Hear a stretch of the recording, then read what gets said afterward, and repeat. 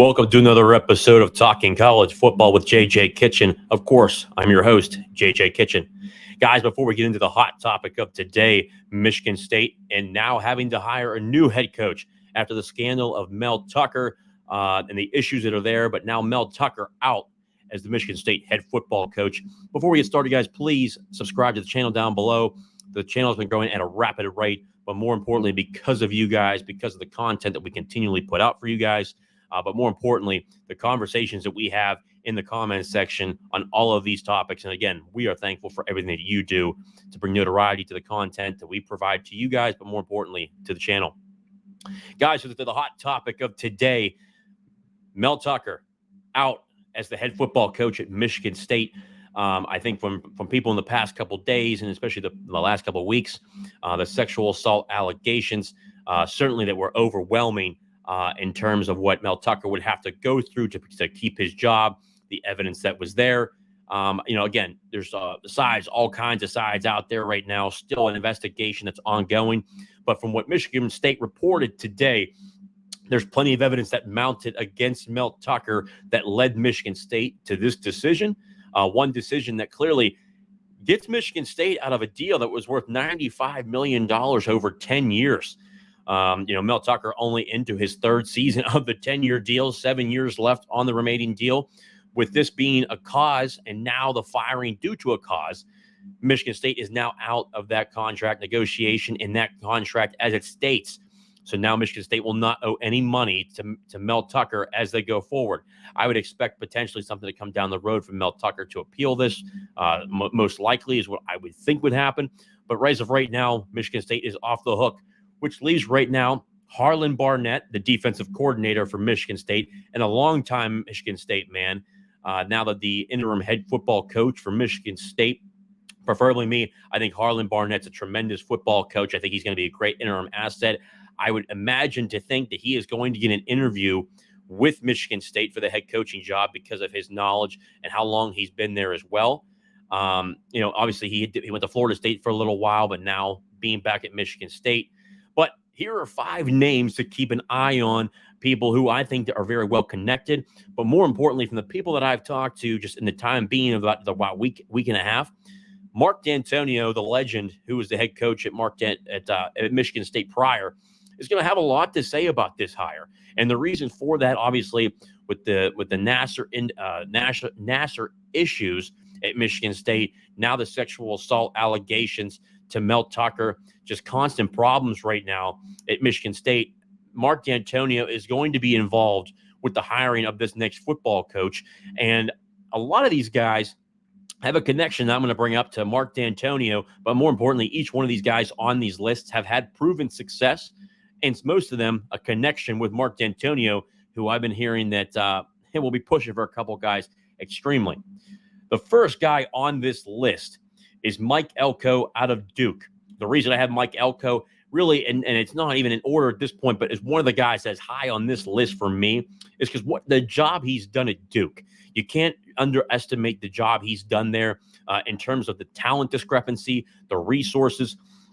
Mike, took over this job really, technically 2 years ago. Last year was his first year, now into his second season. He's already off to a hot start this season, won 9 games last year.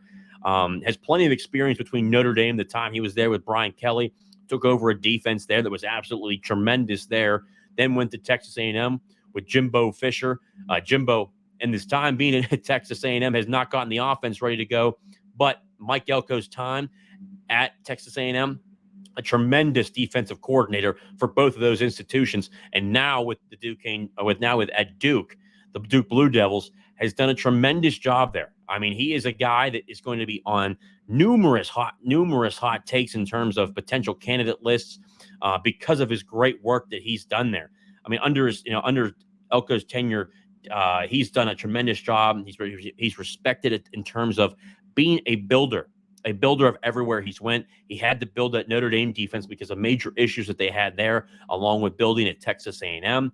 He's done a great job there. His strategy in defensive play is very aggressive, and one that I think, if you look at overall the history of Michigan State football, they've been known for defense. I mean, they have plenty of guys that have been through that system, especially guys that weren't ranked high. A clear advantage of one guy that was there, Trey Waynes, who was a 2-star cornerback, went to the NFL, was a tremendous football player there. Obviously, they've had good quarterback play in terms of Kirk Cousins, Connor Cook, who was there. But in terms of the defensive play, that's what they're known for, the strong defensive play, especially up front. Calhoun at defensive tackle, plenty of different guys, NFL bound from Michigan State. So Mike Elko is really one of my top guys to look for when it comes to him. But number 2, I have on here, unfortunately, I would hate to see it happen, but here at the University of Pittsburgh, PITT Narduzzi. The reason I have PITT Narduzzi on here is that he was contacted last time. And there's a strong, very strong connection between PITT Narduzzi and Mark D'Antonio. Mark D'Antonio last time, from what I was told, really didn't have a lot of say what was going on last time, but had a little bit, contacted PITT Narduzzi along with the board from Michigan State. They did contact him, had a conversation. I think that they took Mel Tucker instead, just because of the notoriety that he had at Colorado, what he was building there at the time. Pat didn't want to leave the University of Pittsburgh at the time as well. There was a kind of a mutual connection there.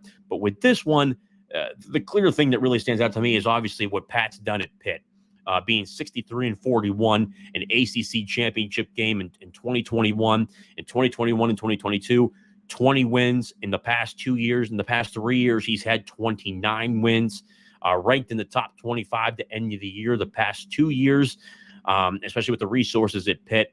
It's not exactly one of the easiest places to win, but he's done a tremendous job by building the culture the right way. Even though his times of being technically people think against NIL, he's done a great job with NIL. Just got a deal done with the entire 85 scholarships on the team, now under contract for an NIL deal on top of players being paid. Numerous draft picks that he's had between Kenny Pickett, developed a guy like Jordan Addison that was there, but then Kalijah Cansey, a defensive tackle. Obviously, Pat's notoriety is well known in the circles of playing defense, tough defense. Obviously, the former defensive coordinator at Michigan State as well. His defenses at Michigan State were fierce. I mean, especially his last 5 years there, they were in the top 10 in defense each one of those years. Very aggressive style of defense, blue collar, somebody that would certainly fit the Michigan State mold. But more importantly, what really puts me on this list is that Mark D'Antonio is really involved with this hire this time. And he's a guy that's certainly going to be reaching out to him, certainly a very close friend with PITT Narduzzi, and a guy that will certainly reach out again, but more say Mark D'Antonio is going to want to put a guy in there to right the ship at Michigan State and get a guy in there that truly cares about the program, knows how things are run, but more importantly, a guy that was there that actually built plenty of success. And during those 10 years, during Mark D'Antonio and PITT Narduzzi, plenty of winning, plenty of New Year's Six Bowls. The year after that, they even went to the college football playoff. So plenty of winning in terms of what PITT Narduzzi brought from what he's done at Pitt, but more importantly, what he's done at Michigan State. The next guy that I have on my list here, another familiar name to Michigan State people here, obviously Mike Trussell, the defensive coordinator at Wisconsin. Obviously, he had plenty of time at the University of, obviously at Michigan State, did a tremendous job in terms of what he could bring. I thought personally, I was kind of shocked that they didn't hold on to him. I thought he was such a great asset that they had at Michigan State. Obviously, strong connection with Michigan State, number one. Served as assistant coach within the program for over a decade. This is a guy that I had on here for that one of those reasons, too. Mark D'Antonio, number one, being in and having that connection. Two, he knows how Michigan State's run. He was there in terms of when they were there for successful seasons, especially when he was there. Obviously, the connection there between PITT Narduzzi, Mark D'Antonio. Plus two, he's doing a great job. He did a great job at Michigan State. He's doing a good job at Wisconsin. A guy that I think that could take that next step. I think that Michigan State is such a great job, though, that they'll be looking more for a sitting head coach. That's why I have Mike Elko on there, PITT Narduzzi.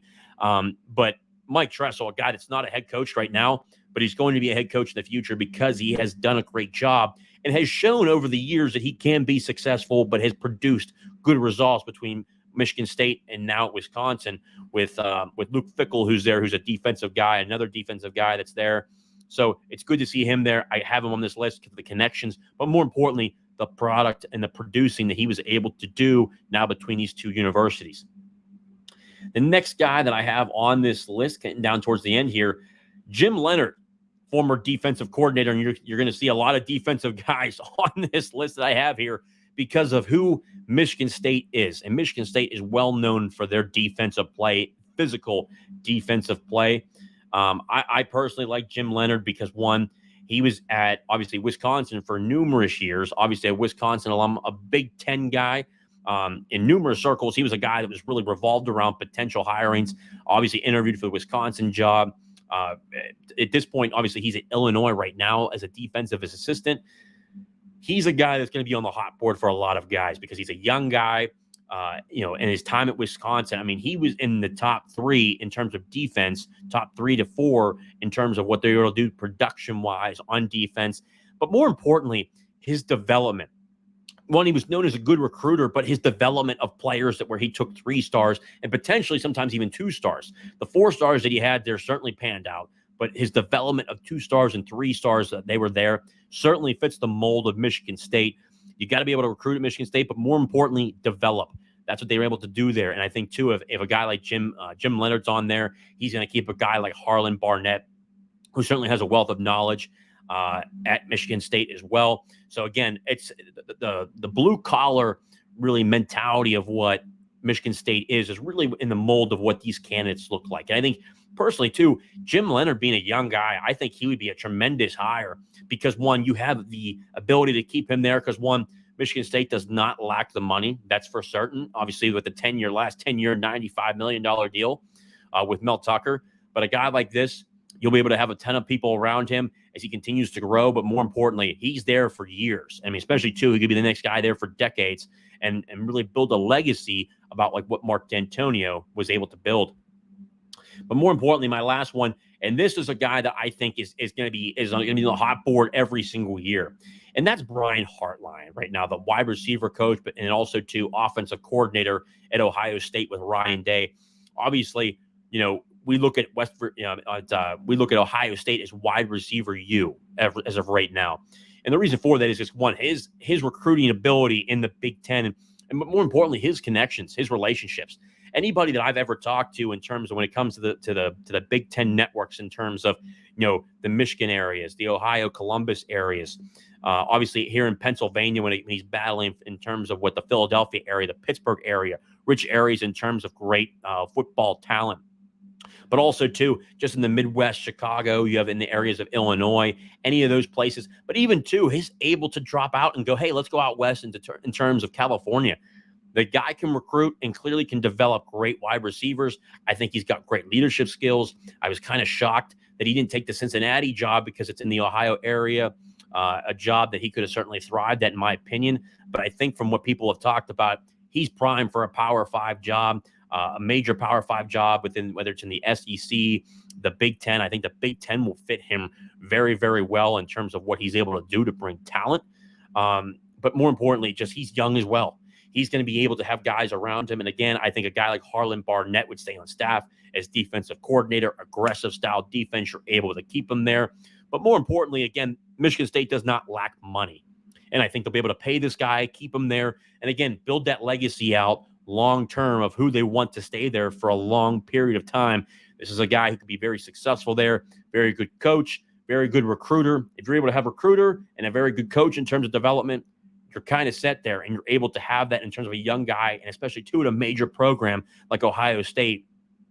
By all means, a guy that I think would do really well at Michigan State. I think would be a really good hire overall, and really any of these 5 guys because of connections, running programs the right way. Each one of these 5 players, in terms of 5 players, in terms of coaches being players for the job, in terms of what they could potentially do. Now, I'd like to hear your thoughts. What do you think of this list? Do you think it was good? Do you think it was bad? Who did I miss? Who do you think should not be on this list? Who do you think Michigan State's going to hire for the next potential head coach of Michigan State? I'd like to hear your thoughts in the comments section. Again, subscribe to the channel down below, guys. Love to hear your thoughts. Don't miss out on what's coming up next for all things college football. But more importantly, thank you guys for your support for the channel and what we do here. And no matter what, thank you guys for the fans. But as always, hail to PITT. I'll see you next time.